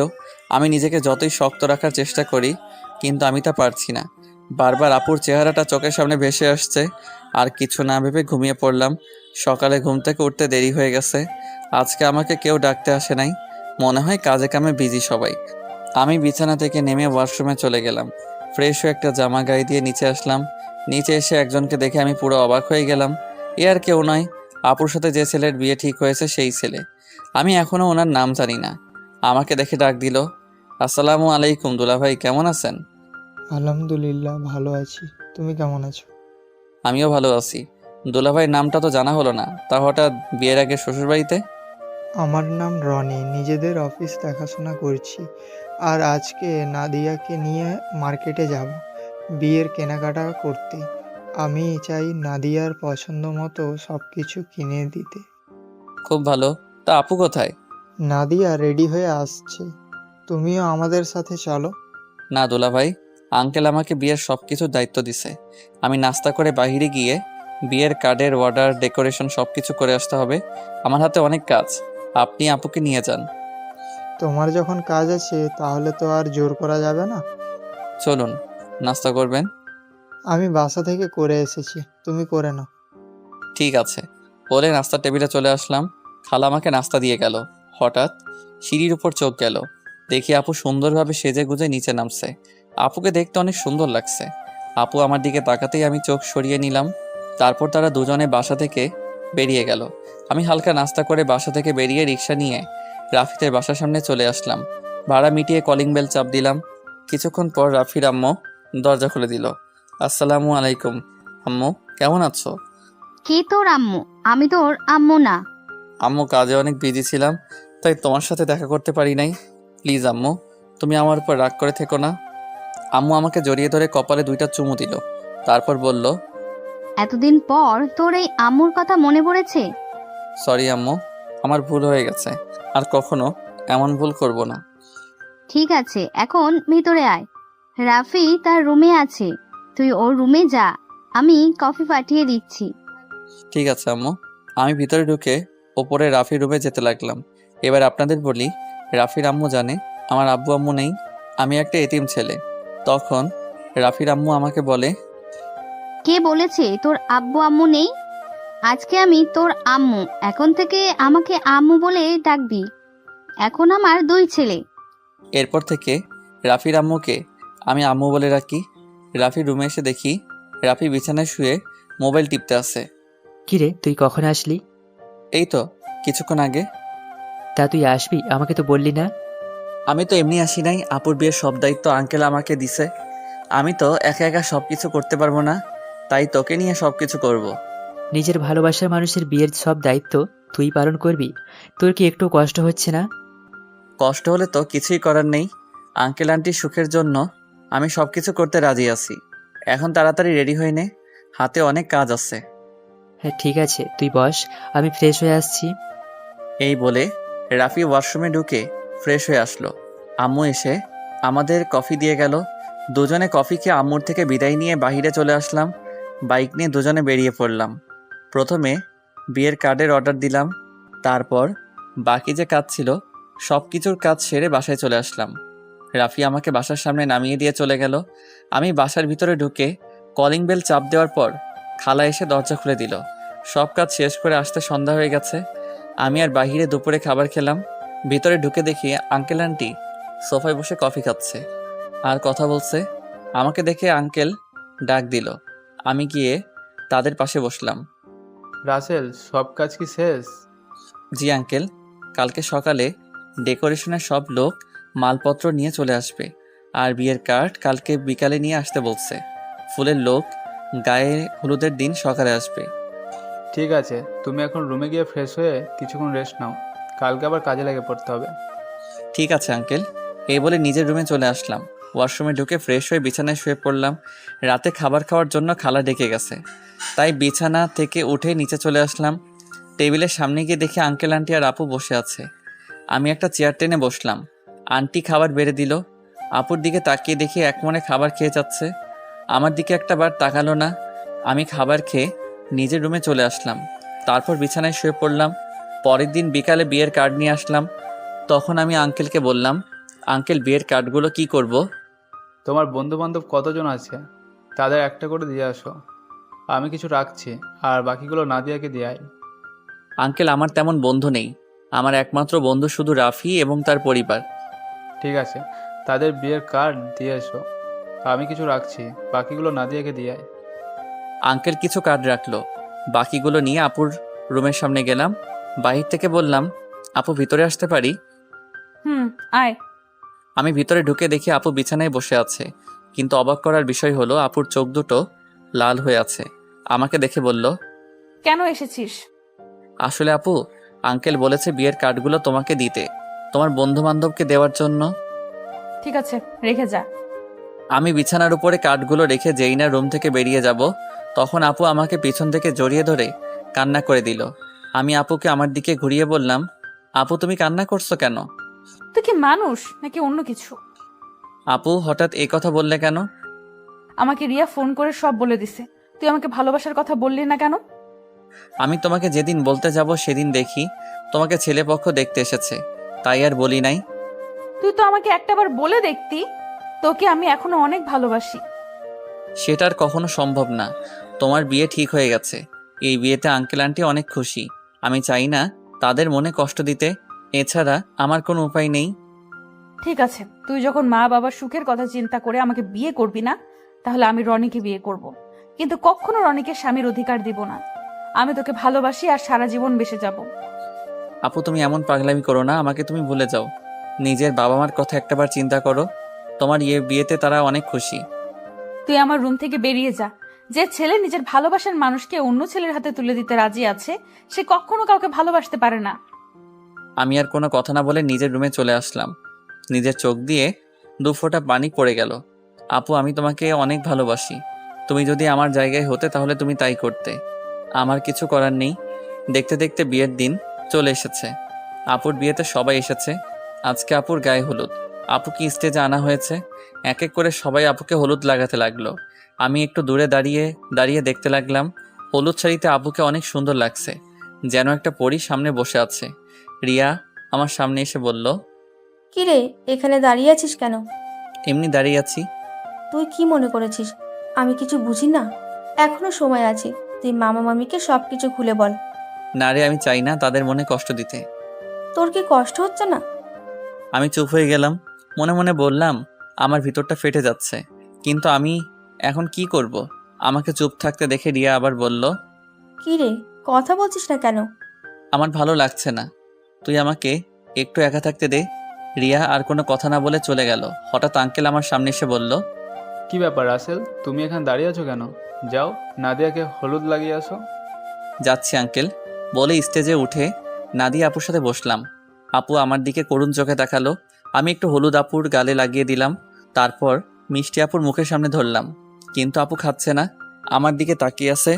তখন আন্টি বলল, কি রে নাদিয়া, রাসেল তোর মুখের সামনে মিষ্টি ধরে রাখছে, তুই খাস না কেন? আন্টির কথা শুনে আপু হালকা একটু মিষ্টি খেলো। তারপর আপু আমাকে একটু মিষ্টি খাইয়ে দিল। আমি আর বসে না থেকে ছাদে চলে গেলাম। অনেক কষ্টে আপুর সামনে চোখের পানি আটকে রেখেছি। ছাদের কিনারে দাঁড়িয়ে কান্না করতে লাগলাম। আজকে রাতটা পার হলে কালকে আপুর বিয়ে হয়ে যাবে। নিজের চোখের সামনে কিভাবে দেখবো আপুর বিয়ে? আমার চোখের পানি কোনো বাধা মানছে না, অঝোর ধারায় পানি পড়তে লাগলো। ছাদে কতক্ষণ ছিলাম বলতে পারবো না। আমার একটা জিনিস কিছুতেই মাথায় ঢুকছে না। রাফিকে আজকে গায়ে হলুদ দিয়ে দেখলামও না। ও কোথায়? আমাকে তো বলছে সন্ধ্যার পর চলে আসবে। আম্মু আব্বু তারা এসেছে, কিন্তু তাকে দেখলাম না। পকেট থেকে মোবাইল বের করে রাফিকে ফোন দিলাম, কিন্তু তার মোবাইল বন্ধ বলছে। আমি আর কিছু না ভেবে নিচে নামতে যাব, হঠাৎ ছাদে কারো আসার শব্দ পেলাম। নিচের দিকে তাকিয়ে দেখি আপু ছাদের দিকে আসছে। আপু আমাকে দেখে হাত ধরে টেনে ছাদের কিনারে নিয়ে আসলো। তখন আপু বলল, নিজেকে এত কষ্ট দিচ্ছিস কেন? রাসেল, এখনো সময় আছে, তুই আব্বু আম্মুকে সবকিছু খুলে বল। তুই যদি বলতে ভয় পাস তাহলে আমি বলি। না আপু, তুমি এই কাজ কখনো করবে না, তারা শুনলে অনেক কষ্ট পাবে। আমি চাই না তারা আমার কথা শুনে কষ্ট পাক। তুই কি পারবি আমাকে ছেড়ে থাকতে? আমাকে পারতেই হবে। রাসেল, শেষবারের মতো আমার একটা কথা রাখবি? কি কথা বলো? তুই কালকে আমার সামনে আসিস না, আমি তোকে সামনে দেখলে কবুল বলতে পারবো না। ঠিক আছে, আমি তোমার সামনে থাকবো না। আমাকে জড়িয়ে ধরে একটা কিস করবি? কালকের পর তো অন্য পুরুষের সাথে থাকতে হবে। এখানে অন্য পুরুষ কোথায় থেকে আসলো? সে তো হবে তোমার স্বামী। কিন্তু আমি তো তাকে কখনো স্বামী হিসেবে মানবো না, আমি শুধু তোকে ভালোবাসি। প্লিজ আপু, তুমি আমাকে ভুলে যাও, স্বামীর সংসার নিয়ে নতুন জীবন শুরু করো। আমি কখনো তোকে ছাড়া নতুন জীবন শুরু করতে পারবো না। আপু, তোমাকে আমার কসম দিয়ে বলছি, তুমি আঙ্কেল আন্টির মনে কষ্ট দিও না। সব বাবা মা চায় তার মেয়ে যেন সুখী থাকে। ঠিক আছে, তুই যা বলছিস তাই হবে। এখন আমাকে শেষবারের মতন জড়িয়ে ধরে একটা কিস কর, তোর কাছে এটাই আমার শেষ চাওয়া। আপু, তোমাকে জড়িয়ে ধরতে পারবো, কিন্তু কিস করতে পারবো না। এটা একমাত্র তোমার স্বামীর অধিকার। ঠিক আছে, তাহলে জড়িয়ে ধর। আমি আপুকে জড়িয়ে ধরলাম। আপু শুধু চোখের পানি ফেলছে। আমাকে কিছুক্ষণ জড়িয়ে ধরে নিচে নেমে গেল। পরের দিন আমি কাজে বিজি থাকতে শুরু করলাম। সব কিছু ঠিকঠাক মতো দেখিয়ে দিতে লাগলাম। কিছুক্ষণ পর আম্মু আমার সামনে আসলো। কিরে রাসেল, তোকে গতকাল থেকে ঠিকভাবে দেখতে পাচ্ছি না, কোথায় কোথায় থাকিস? আসলে আম্মু, আপুর বিয়ের সব দায়িত্ব আমার হাতে, তাই কাজে কামে এদিক ওদিক দৌড়াতেছিলাম। আর তোর চোখ দুটো দেখি লাল হয়ে আছে, কি হয়েছে তোর? আমার কিছু হয়নি আম্মু, এমনি রাতে একটু ঘুম কম হয়েছে। বেশি রাতে ঘুমাইছি তো, আবার সকাল সকাল ঘুম থেকে উঠে কাজে লেগে পড়ছি। ঠিক আছে, তুই থাক, আমি ভিতরে যাচ্ছি। ওকে আম্মু। আচ্ছা আম্মু, রাফি কোথায়? কালকে থেকে রাফিকে দেখছি না, ওর মোবাইলও বন্ধ। আমাকে তো বলেছে তার কি একটা কাজ আছে, তাই সে আসতে পারবে না, কিন্তু আজকে দুপুরে চলে আসবে বলেছে। মোবাইল বন্ধ কেন সেটা তো বলতে পারবো না। ও, আম্মু আর কোনো কথা না বলে চলে গেল। আমি আবার কাজে লেগে পড়লাম। দেখতে দেখতে দোলা আসার সময় হয়ে গেছে। এদিকে আমার সব কিছু ঠিকঠাক মতো হয়ে গেছে। আমি রুমে এসে ফ্রেশ হয়ে একটা পাঞ্জাবি গায়ে দিয়ে রুম থেকে বেরিয়ে যেতেই হঠাৎ রিয়া আমার রুমে আসলো। কি রে, তুই হঠাৎ আমার রুমে? রাসেল, তোর অনেক কষ্ট হচ্ছে তাই না রে? আমি সব কষ্ট মাটি চাপা দিয়ে দিছি। হয়তো নাদিয়া আপু আমার কপালে ছিল না, তাই এরকম আমার সাথে হয়েছে। আমি তার জন্য দোয়া করি সে যেন স্বামী সংসার নিয়ে সুখে থাকে। তোকে কিছু বলার ভাষা আমার নেই। তুই আসলে মানুষ না, তুই একটা ফেরেশতা। ঠিক আছে, দুলা আসার সময় হয়ে গেছে, এখন বাইরে যেতে হবে। চল দুজনে একসাথে যাই। ঠিক আছে, চল। আমি আর রিয়া রুম থেকে বেরিয়ে গেটের সামনে গেলাম, দেখি জামাই চলে এসেছে। আমি জামাইকে দেখে অন্যদিকে চলে গেলাম। সবাই জামাইকে নিয়ে ভিতরে ঢুকলো, তারপর স্টেজে নিয়ে বসালো। কিছুক্ষণ পর নাদিয়া আপুকে নিয়ে আসলো। আপুকে জামাইয়ের সাথে বসানো হলো। তারপর চারদিকে তাকাতে লাগলো, হয়তো আমাকে খুঁজতে আছে, কিন্তু আমি লুকিয়ে লুকিয়ে তাকে দেখছি। কিছুক্ষণ পর কাজী এসে বিয়ে পড়াতে লাগলো। যখন নাদিয়া আপুকে কবুল বলতে বলল, তখন আপু চুপ করে আছে। সবাই আপুকে বলছে কবুল বলার জন্য, কিন্তু আপু বলছে না। যেই না আপু সবার জোড়াজড়িতে কবুল বলতে যাবে, তখন হঠাৎ রাফি কোথা থেকে এসে বলল, এই বিয়ে বন্ধ করুন। কি হয়েছে রাফি, তুমি বিয়ে বন্ধ করতে বলছো কেন? আপনারা যার সাথে আপুকে বিয়ে দিচ্ছেন তার সম্বন্ধে ভালো করে খোঁজ খবর নিয়েছেন? কি বলতে চাও তুমি? সবাই তো বলছে ছেলে ভালো। এই ছেলে ভালো না, ও একটা মেয়েকে বিয়ে করবে বলে তার সব কিছু কেড়ে নিয়ে গেছে। তোমার কাছে কি প্রমাণ আছে যে রনি খারাপ ছেলে? আমি জানতাম আপনারা এটাই বলবেন, তাই তো ওই মেয়েকে সাথে করে নিয়ে এসেছি। কোথায় আপু, সামনে আসো। রাফির কথা শুনে একটা মেয়ে সবার সামনে আসলো। মেয়েটাকে দেখে রনির চোখ বড় বড় হয়ে গেল। তখন রাফি বলল, বোন, তুমি সবার কাছে সত্যিটা খুলে বলো। আমার নাম মিম। রনি আর আমার 1 বছরের রিলেশন। সে আমাকে বিয়ে করবে বলে আমার সব কিছু কেড়ে নিয়ে গেছে। কিছুদিন আগে সে আমাকে বলে তাকে ভুলে যেতে। তার নাকি অন্য জায়গায় বিয়ে ঠিক হয়ে গেছে।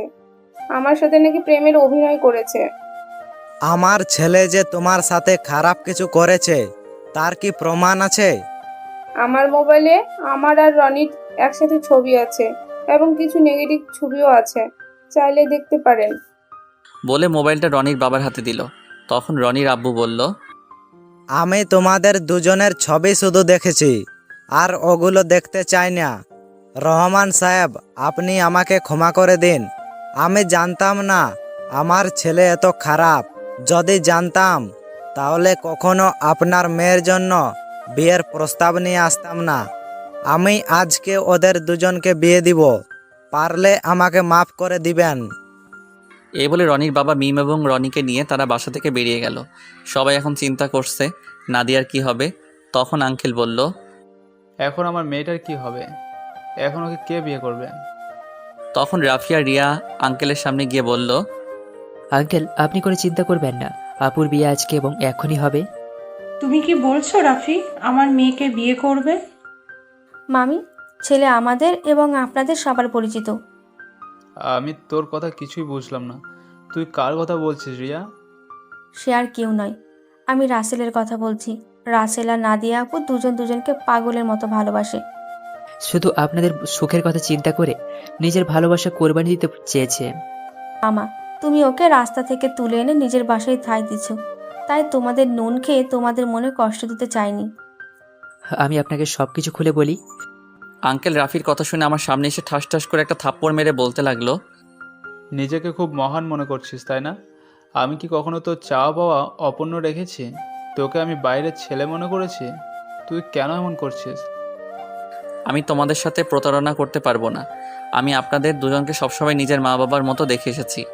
আমি একটা এতিম ছেলেকে ঠাঁই দিয়ে নতুন জীবন দিয়েছেন, আমি কি করে আপনাদের মনে কষ্ট দেই? আরে আমি তোকে কখনো অন্যভাবে দেখিনি, আমি তোকে নিজের ছেলের মতো জানি। তুই আমাদের কাছে একটাবার বলে দেখতি, আমি কখনো মানা করতাম না। এটা শুনে আমি তো আরও খুশি হয়েছি। আচ্ছা তোর কথা বাদ দিলাম, নাদিয়া তো আমাদের খুলে বলতে পারতি। আমি তোমাদের সবকিছু খুলে বলতে চেয়েছি, কিন্তু রাসেল আমাকে মানা করছে, আবার আমাকে কসম দিছে। ঠিক আছে, এখন সব বাদ। এখন রাফি, তুমি রাসেলকে তৈরি করে নিয়ে আসো। ঠিক আছে আঙ্কেল। এই বলে রাফি আমাকে নিয়ে উপরে চলে আসলো। আমি সাথে সাথে রাফিকে জড়িয়ে ধরে কান্না করে দিলাম। তারপর বললাম, কিরে কেমনে কি? আমার পাঠক পাঠিকারা তো কিছুই বুঝতে পারছে না, একটু সবাইকে খুলে বল। ঠিক আছে, বলছি। আমি গতকাল দুপুরে মার্কেটে যাচ্ছিলাম আপুর বিয়ের উপহার কিনতে। তখন হঠাৎ দেখি একটা মেয়ে রোয়ারির মতো একটা ছেলের সাথে কথা বলছে। হঠাৎ ছেলেটা মেয়েটাকে ঠাস করে 2টা থাপ্পড় মেরে চলে যায়। ছেলেটা যে সময় গাড়িতে উঠবে তখন তার চেহারা দেখে অবাক হয়ে যায়, কারণ সে ছিল রনি ভাই। আমি আর দাঁড়িয়ে না থেকে মেয়েটার কাছে গেলাম। তখন তাকে জিজ্ঞেস করি, ওই ছেলেটার সাথে তোমার কি সম্পর্ক? তারপর মেয়েটি সব খুলে বলে। তুই মিমের সব কথা শুনে কি বলছিস? আমি ওর কথা শুনে তাকে নিয়ে বাসায় চলে আসলাম। আব্বু আম্মুকে বললাম, আমার বন্ধু, তোমরা সবাই বিয়ে বাড়িতে চলে যাও, আমি বিয়ের দিন যাব। আমার বন্ধুর সাথে আমার কিছু কাজ আছে। আব্বু আম্মু পরে কিছু বলে নাই? মানে একটা মেয়ের সাথে তোর কি কাজ? তুই তো জানিস আব্বু আম্মু আমাকে অনেক বিশ্বাস করে, তার ছেলে কখনো খারাপ কাজ করবে না। আব্বু আম্মু চলে আসার পর কোনো রকম রাতটা কাটিয়ে পরের দিন বিয়ে বাড়িতে নিয়ে আসলাম। আমি সবার সামনে রনির মুখোশ খুলে দেওয়ার জন্য বিয়ের দিন মিমকে নিয়ে আসি। আজকে তোর কারণে আমার ভালোবাসার মানুষকে আপন করে পেয়েছি। তোর এই ঋণ কখনো শোধ করতে পারবো না। হয়েছে হয়েছে, তোর ঋণ শোধ করা লাগবে না, শুধু আমার একটা হেল্প করে দিতে হবে। বল, তোর কি হেল্প লাগবে? আমার সাথে একটা মেয়ে দাঁড়িয়ে যখন আঙ্কেলের সাথে কথা বলছিল, ওই মেয়েটাকে আমার পছন্দ হয়েছে, ওর সাথে আমার লাইন ক্লিয়ার করে দিবি। তার মানে তুই রিয়ার কথা বলছিস? আরে তোকে তো ওর কথাই বলছি। মানে আমি তো কিছুই বুঝতে পারছি না। তোকে বলছি না আমাকে আপুর মামাতো বোন রিয়া প্রপোজ করছে, এই সেই মেয়ে। কি? তার মানে এই সে রিয়া? কিন্তু চেহারা কিন্তু মাশাআল্লাহ। এখন আমার সাথে লাইন করে দে। ঠিক আছে, দিব। আগে আমার বিয়েটা শেষ হোক। ঠিক আছে, এখন ফ্রেশ হয়ে আয়, আমাদের জন্য সবাই অপেক্ষা করছে। আমি আর কোনো কথা না বলে ওয়াশরুমে ঢুকে ফ্রেশ হয়ে একটা পাঞ্জাবি গায়ে দিয়ে রাফির সাথে নিচে চলে আসলাম। আমাকে নিয়ে আপুর পাশে নিয়ে বসালো। তখন আপু আমার কানের কাছে মুখ এনে বলল, আজকে তোর খবর আছে, শুধু বিয়েটা হয়ে যেতে দে। তুই আমাকে অনেক কষ্ট দিয়েছিস। সেটা বাসর ঘরে দেখা যাবে। আমিও কিন্তু কম কষ্ট পাইনি। কাজী বিয়ে পড়ানো শুরু করলো। আগে আপুকে কবুল বলতে বলল, আপু সাথে সাথে কবুল বলে ফেললো। সবাই মুচকি মুচকি হাসছে। এবার আমাকে বলতে বলল, কিন্তু আমি বলছি না। আমি আপুকে একটু লাগানোর জন্য দেরি করছি। আপু আমাকে কনুই দিয়ে গোতা দিল। আমি সাথে সাথে কবুল বলে ফেললাম। সবাই জোরে জোরে হাসা শুরু করলো। তারপর কাজী মোনাজাত ধরলো। সবাই আমাদের জন্য দোয়া করলো। তারপর সবাই খাওয়া দাওয়া করে বাসায় চলে গেল। আব্বু আম্মু আমার কাছ থেকে বিদায় নিয়ে চলে গেল। রাফি আমার সাথে থেকে গেল। তখন আমি আর রাফি ছাদে বসে আছি। ছাদে আসার সময় রিয়াকে বলেছি ছাদে আসার জন্য। আমি আর রাফি বসে বসে কথা বলছি। কিছুক্ষণ পর রিয়া ছাদে আসলো। তখন আমি বললাম, কিরে তোর আসতে এত দেরি হলো কেন? দেরি কি আর এমনি হয়েছে? তোর বাসর ঘর সাজাতে দেরি হয়ে গেছে। এখন বল, কি জন্য ডাকলি? আজকে বিয়েবাড়িতে একটা ছেলে তোকে দেখে পছন্দ করে, সে নাকি তোর সাথে প্রেম করতে চায়। আমার কথা শুনে রাফি মাথা নিচু করে ফেলছে। তখন রিয়া বলল, ছেলেটা কে জানতে পারি? সে আর কেউ নয়, আমার কলিজা, আমার জানের বন্ধু রাফি।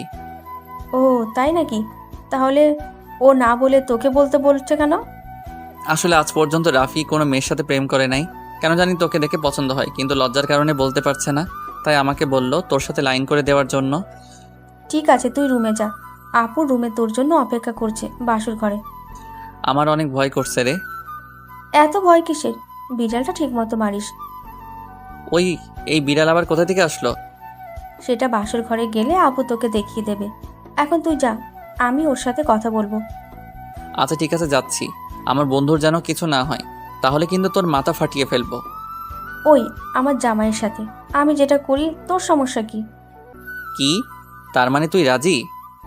আরে ওকে তো প্রথম দেখে আমি প্রেমে পড়ে গেছি। এখানে রাজি না হওয়ার কি আছে? তুই বাসর ঘরে যা, আমি আমার জানের সাথে একটু রোম্যান্স করি। তাহলে তোরা থাক, আমি গেলাম। আমি আর কোনো কথা না বলে বাসর ঘরের সামনে চলে আসলাম। দোয়া দরুদ পড়ে আস্তে আস্তে রুমে ঢুকলাম। তারপর দরজা বন্ধ করে দিলাম। দরজা বন্ধ করে বিছানার দিকে তাকিয়ে যেটা দেখলাম, সেটা দেখে আমি পুরো অবাক হয়ে গেলাম। দেখি নাদিয়া আপু একটা লাঠি নিয়ে বিছানায় বসে আছে। আমি আপুর সামনে গেলাম। তখন আমি বললাম, আপু তুমি লাঠি নিয়ে বসে আছো কেন? ঠাস করে একটা বাড়ি মেরে দিল। তখন আমি বললাম, তুমি আমাকে মারলে কেন? প্রথমে আপু বললি কেন? আপুকে আপু বলবো না তো কি বলবো? আবার ঠাস করে আরেকটা বাড়ি মারলো। তখন নাদিয়া বলল, আর একবার যদি আপু বলে ডাকিস তাহলে তোর মাথা ফাটিয়ে দেব। এখন থেকে আমার নাম এবং তুমি করে বলবি। তুমি করে তো সব সময় বলি, কিন্তু নাম ধরে কিভাবে বলবো? তুমি তো আমার থেকে বড়। কারণ এখন আমি তোর স্ত্রী, আমাকে নাম ধরে ডাকবি। ঠিক আছে, এখন থেকে নাম ধরে ডাকবো। তো এতক্ষণ কোথায় ছিলি? তোর আসতে এত লেট হলো কেন? আগে বলো, তুমি আমাকে তুই করে বলছো কেন? আমি তোমার স্বামী, আমাকে তুমি করে বলবে। ঠিক আছে বলবো, এখন বল আসতে দেরি হলো কেন? তাহলে শোনো। তারপর রাফি আর রিয়ার কথা খুলে বললাম। সেটা তো খুশির খবর। আজকে রাফির জন্য তোমাকে আমি আপন করে পেয়েছি। ও না থাকলে এতক্ষণে আমাকে বাসর ঘরে রনি থাকতো। ঠিকই বলছো। ওর মতো বন্ধু পাওয়া ভাগ্যের ব্যাপার। ঠিক আছে, এখন অজু করে আসো, 2 রাকাত নফল নামাজ আদায় করতে হবে। করব। আগে আমাকে একটা কথার উত্তর দাও, বিয়ের আগে তোমাকে দেখেছি সবসময় কার সাথে যেন হেসে হেসে কথা বলতে। তুমি কার সাথে কথা বলতে? নাদিয়া আমার কথা শুনে হাসতে হাসতে বলল, আরে পাগল, এটা আমি অভিনয় করছি। আমি তোমার সামনে মোবাইল নিয়ে অন্য ছেলের সাথে কথা বলার অভিনয় করছি এবং তোমাকে এড়িয়ে চলছি। তুই এগুলো সহ্য করতে না পেরে জানো আমাকে ভালোবাসার কথা বলিস, কিন্তু হাদারাম তুমি আমাকে কখনো বলো নাই। কিছুদিন দেখার পর যখন তোমার রিয়াকশন দেখলাম না, তারপর ওই ছেলেকে বিয়ে করতে রাজি হয়ে যাই। তারপর কি হলো তুমি তো জানো। আমারটা আর কি শুনবে, সব তো তুমি জানতে পেরেছো। এখন চলো দুজনে অজু করে আসি। ঠিক আছে। আমি আর নাদিয়া ওয়াশরুমে ঢুকে অজু করে 2 রাকাত নফল নামাজ আদায় করে খাটে গিয়ে বসলাম। তখন নাদিয়া বলল, আজকে তোমার ভালোবাসা দিয়ে আমার সব কষ্ট দূর করে দাও। তোমার কষ্ট দূর করলে আমার কষ্টগুলো দূর করবে কে? আমিও তোমার সব কষ্ট দূর করে